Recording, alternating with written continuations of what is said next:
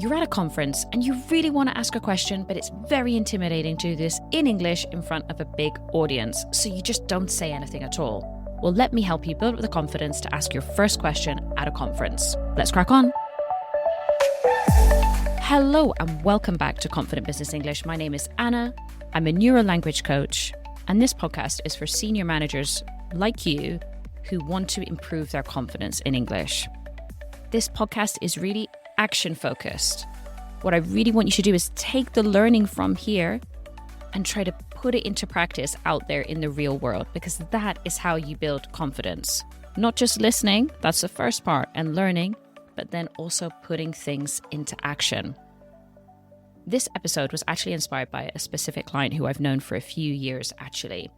In one session that we had recently, they said, well, I've got this big conference coming up, so can we have a look at how to ask a really good question to somebody that's speaking? That's what I'm going to take you through today, and I'm going to walk you through some technical phrases and structures, and then also some more general tips about how you can deliver the question. Why does this matter to you? Why should you listen to this? Well, having your voice heard is important. You have valuable things to add to the conversation.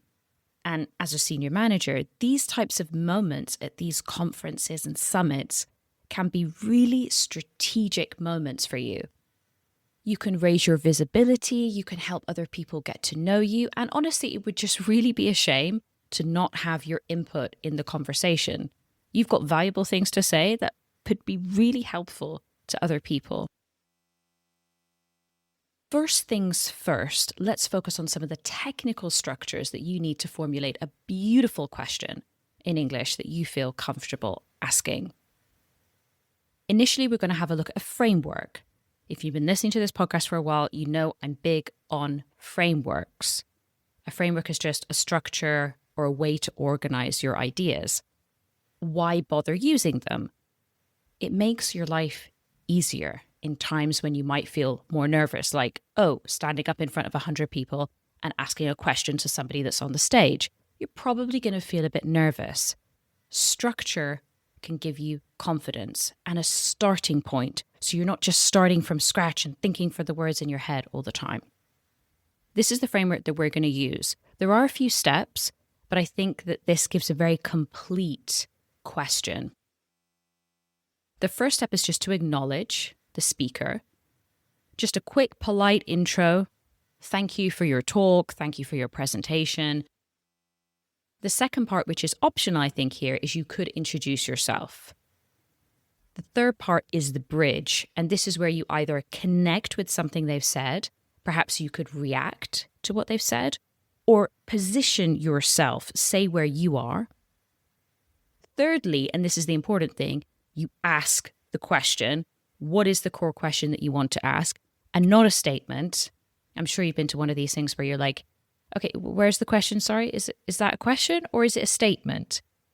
We're in the business of asking questions. That's what we're going to focus on here. Finally, as the fifth step, you could just have a quick sentence to close out and show your appreciation. Let me repeat that then. Acknowledge, introduce, bridge, ask, close. 5 steps. My goodness, you don't need to do all of them if you don't want to, but I'm just trying to give you what would be an ideal example, and you can modify it and change it as you wish. Let me now show you what that looks like from start to finish. It's not as intimidating as it sounds. We're going to imagine that you've been to a presentation about AI. Shocker. That's all anyone seems to be talking about these days.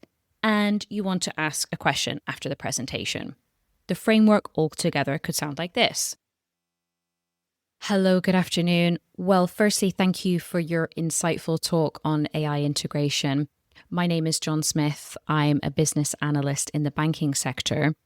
So you mentioned there how many firms struggle to scale their AI initiatives. So I was wondering, from your experience, what factors make the difference between a pilot project and full implementation? Thanks again, and it would be great to get your thoughts on that.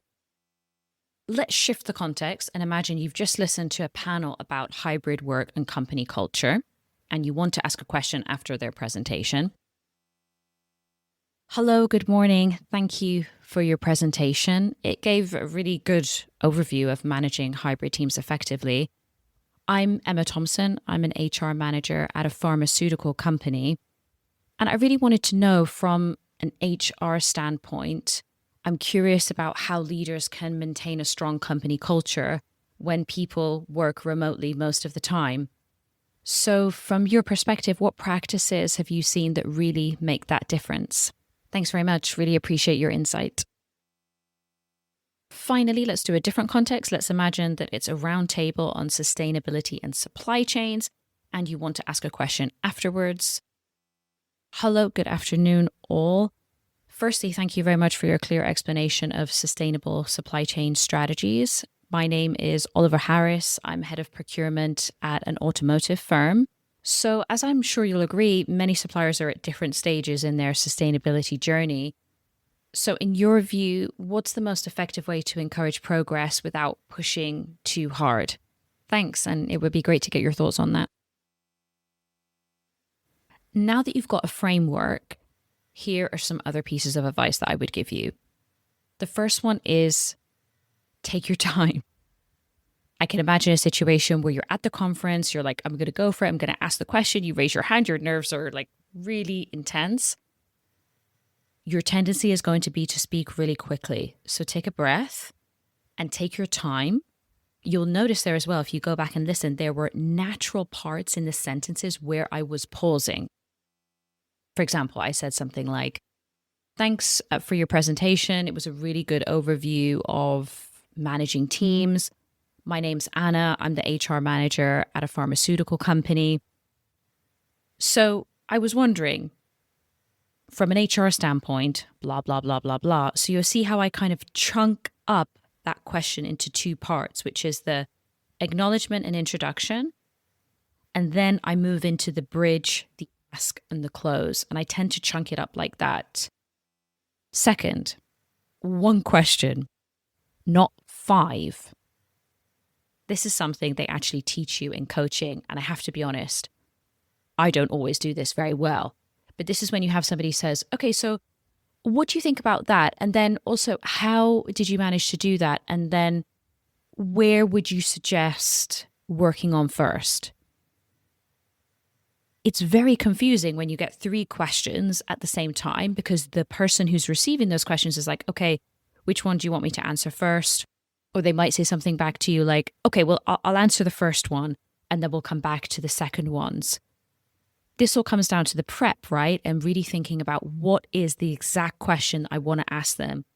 What I would really recommend is try to make it one question and avoid that temptation to then ask 4 or 5 questions afterwards, because that can be confusing to the listener. As an extra point to wrap up the episode, another thing that I did with this client is we looked at alternatives from just saying interesting.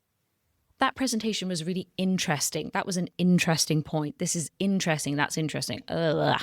Lots of interesting.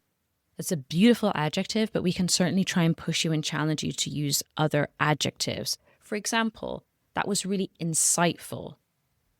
That was really informative.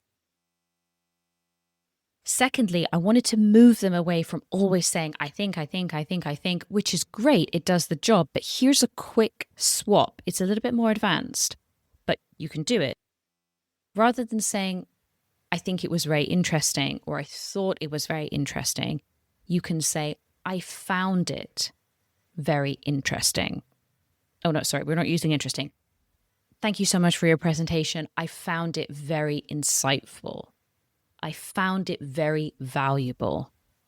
I found it very informative. That's just a nice little swap and an alternative from always saying, I thought it was interesting. Great. That's your session done for today then. So you've got a framework that you can go away and put into practice about how to order your question. I've given you some tips there about delivery and some ways that you can sound more advanced. Now it's over to you. What I would suggest is, with this episode, take the framework and write an example that you could actually use at your next conference. If you haven't got a conference coming up, think about one that you've been to recently and you wanted to ask a question but you didn't, But this time, imagine it in the eyes of the framework, write it down, and write out exactly what you would have asked. And finally, of course, if you really want to go for it, if you've got a conference coming up and you feel ready to take the step to ask a question, go for it. Just do it. Ask the question. See how it goes. If that feels a little bit out of your reach now, if you're like, oof, I'm not sure if I could ask a question in front of an audience of 50, 100 people, that's fine. Start a little bit smaller and then work up. It needs to be something that is going to be achievable and something that you can imagine yourself doing that's just a little bit outside your comfort zone. It could be then instead at a meeting, for example, or maybe a smaller group, like a workshop with maybe 10 people, and you could push yourself to ask there, work up from there, get used to that, and then go for something a little bit bigger. Always in steps. If you go from 0 to 100, it could have the opposite effect. And then you could feel even less confident and it could actually make your progress go backwards. So little steps that are achievable.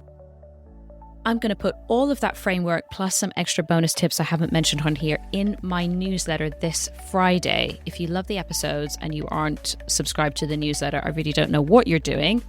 Go to the link in the description box of this episode and sign up. It's completely free and I send it every single Friday.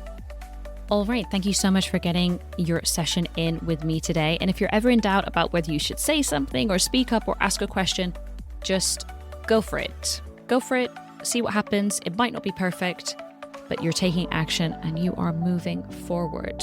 Have a great rest of your day, whatever you're doing, and I will see you same time, same place next week. Bye-bye.